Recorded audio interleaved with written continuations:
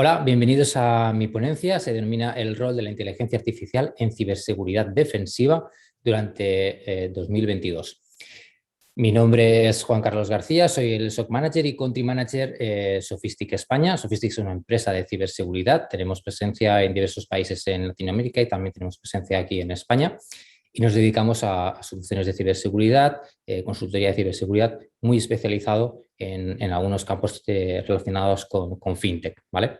Tenemos experiencia de trabajo con bancos, principalmente en Latinoamérica y en España con otros tipos de entidades.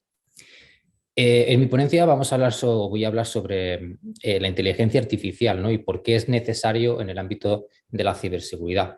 Y el primer punto es que las estadísticas realmente no acompañan mucho, ¿no? Estamos hablando de que se ha calculado que en 2021 el impacto de los ataques de ciberseguridad están rondando los 6 trillones de dólares, que ya es una cifra bien considerable, y las predicciones hasta el 2025 dicen que van a superar los 10,5 trillones de dólares, ¿no?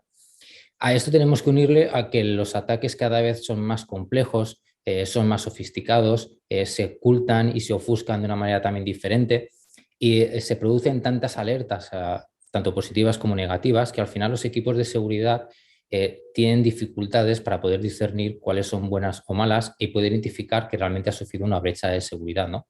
Y ya estamos hablando que la media estamos en torno a los 280, casi 300 días en algunos casos, algunos sectores, para identificar que ha pasado algo. Y otro punto importante también es que hay unas vacantes en el área de ciberseguridad a nivel global que se estiman en 3,5 millones en 2021, ¿no? Estos son como tres pinceladas, ¿no? Muy importantes de por qué la ciberseguridad cada vez está cobrando más auge y está cobrando esa relevancia que debería haber tenido ya desde hace bastante tiempo. A eso hay que aumentarle, o hay que considerar también el aumento del cibercrimen, del denominado e-crime, en el que ya a fecha de hoy el e-crime ha superado a nivel de negocio, a nivel de movimiento de dinero, a sectores como por ejemplo el narcotráfico, que hasta ahora pues, había sido uno de los más relevantes a nivel mundial, ¿no? Con ese impacto sobre todo negativo. Pues esto al final viene como consecuencia de esos números que habíamos dicho antes, escasez de personal, cantidad de ataques que se están realizando durante cada día y organizaciones, ¿no? Como ENISA, ¿no? Que es la agencia europea, la agencia de la Unión Europea, ¿no? Para ciberseguridad, viene ya desde hace unos años determinando cuál es el top 10, ¿no? De las amenazas más relevantes a nivel de ciberseguridad. Para este 2021 y 2022 se ha centrado en 9 principalmente. El ransomware, como sabemos, es la actividad favorita, ¿no? Dentro del e-crime y que además luego viene asociada con otras características o con otro tipo de ataques, sigue siendo el número 1, ¿vale? Cada vez se producen más, sabemos que hay ataques de ransomware que son más específicos a compañías, otros son más generales, pero al final es una de las actividades más importantes, ¿no? Malware como categoría general, cryptojacking que está afectando también, tiene su target más específico a supercomputadores, a ordenadores de alto rendimiento en empresas específicas, ¿no? Pues para poder hacer ese minado. Phishing de email es el vector de entrada principal, ¿no? Por parte de los ciberdelincuentes a cada uno de los ataques que están haciendo o como punto de entrada para un ataque más elaborado. Las brechas de seguridad en las que estamos hablando ahora mismo que tenemos una triple extorsión, ¿no? Estamos hablando de que ya no solamente van a extorsionar a esa empresa que ha sufrido el ciberataque para no publicar los datos, sino que van a hacer un análisis de los datos y van a extorsionar a esos clientes. De forma que si ellos no quieren ver expuestas a esa información, van a tener que pagar también por ese secuestro de información. Y lo mismo pasaría con los proveedores, con lo cual al final ya estamos hablando de una situación mucho más compleja y mucho más elaborada de lo que se tenía hasta ahora, ¿no? Tenemos ataque de denegación de servicio, desinformación y bulos, que es un componente como un poco más político-social. Tenemos amenazas no maliciosas, que aquí pues, fallos de seguridad, configuraciones no determinadamente correctas. Y otro punto que se ha colado este año y que también tiene un gran valor y que se ha visto también pues potenciado, ¿no? por el estado de la pandemia en el que hemos estado sufrido y que todavía lamentablemente estamos, es el ataque en la cadena de suministro. Es decir, por ejemplo, en un caso de una manufacturería de automóviles, no hace falta atacar directamente a la casa matriz o a esa fábrica de fabricación o manufacturía de automóviles. A lo mejor simplemente comprometiendo uno de los proveedores ya puede ser suficiente para que se vea toda esa cadena de suministro o toda esa cadena de logística afectada, por el hecho de que se produzca un parón y por el hecho de que existen esas conexiones entre diversos proveedores con la matriz para poder aprovechar esos túneles, esos canales y llegar al final, ¿no? Así que ese es un punto en el que también hay que tener en cuenta y pensar que no solamente la ciberseguridad se queda de nuestro lado, sino también del lado de esas personas o proveedores con los que trabajamos.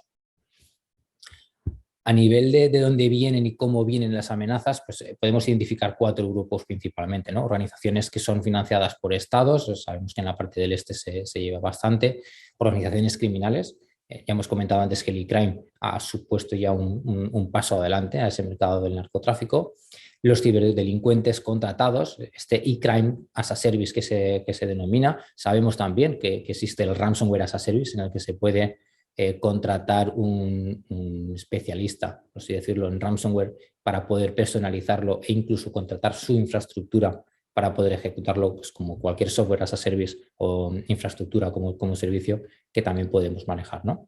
Y luego existe también otra cuarta línea que son los activistas, pues como por ejemplo todos los hechos que suelen estar acarreados a Anonymous.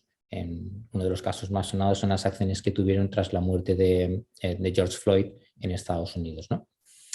El por dónde vienen esas amenazas, como podemos ver en este gráfico y lo decíamos en la slide anterior, viene sobre todo por el phishing a través de email.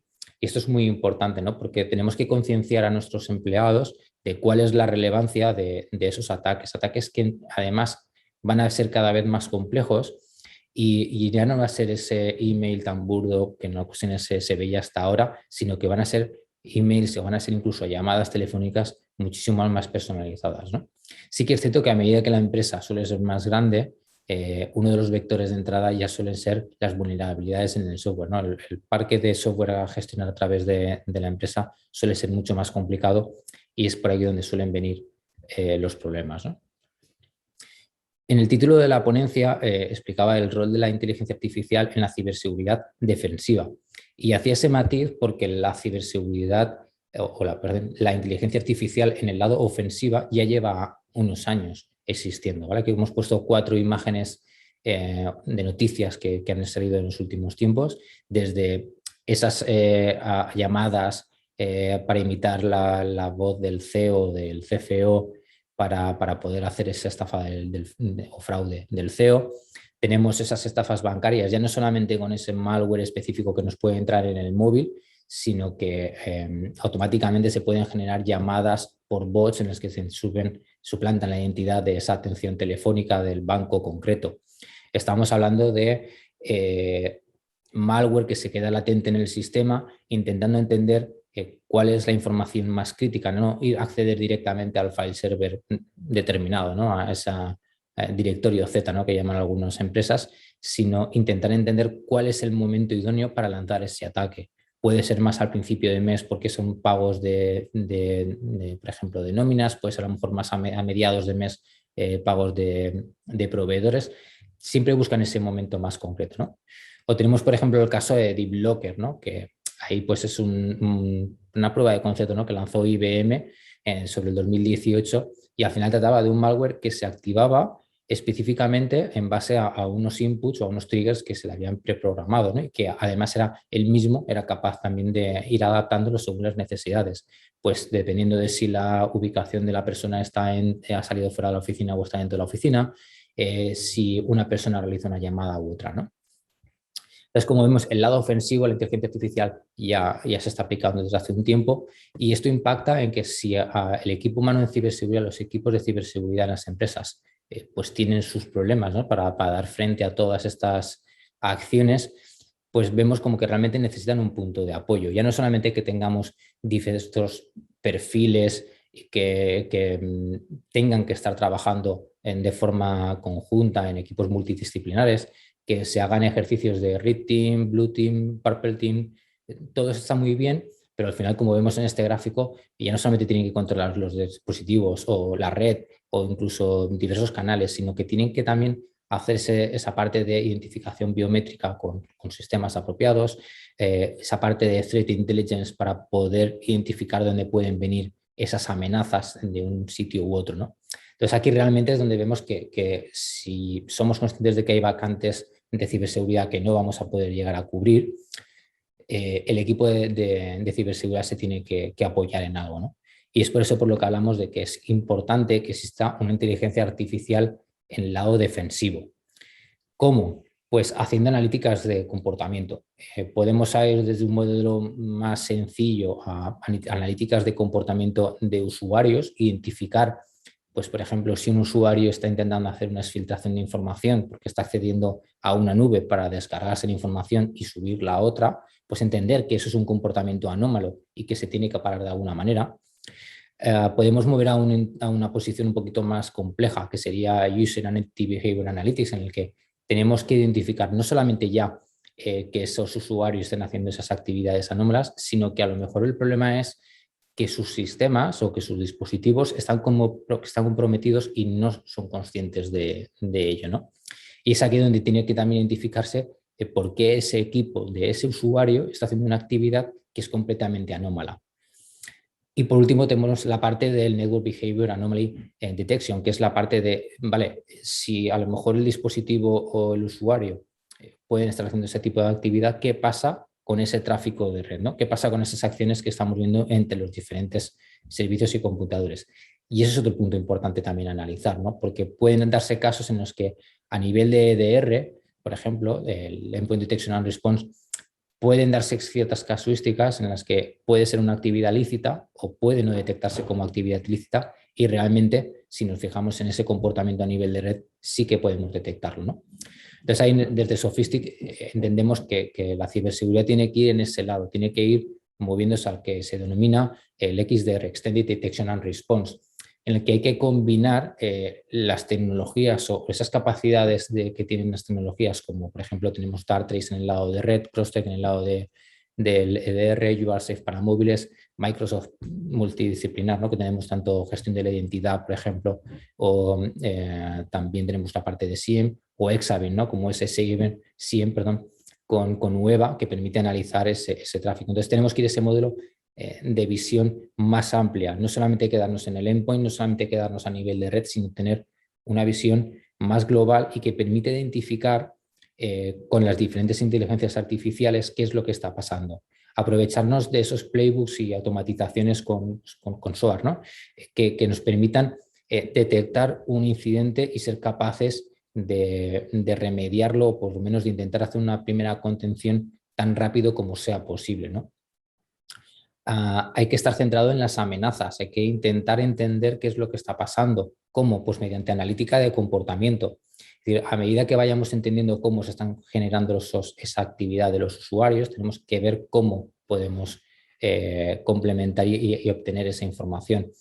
Y por último, el rol principal que tiene que estar por encima de toda esta capa es en el analista, que tiene que tener ese conocimiento más global, que tiene que entender esos cambios de contexto, entender bien cuál es la situación dentro de la empresa y cuál es la situación de fuera de la empresa, ¿no? Tiene que tener esa visibilidad y tiene que tener esa capacidad.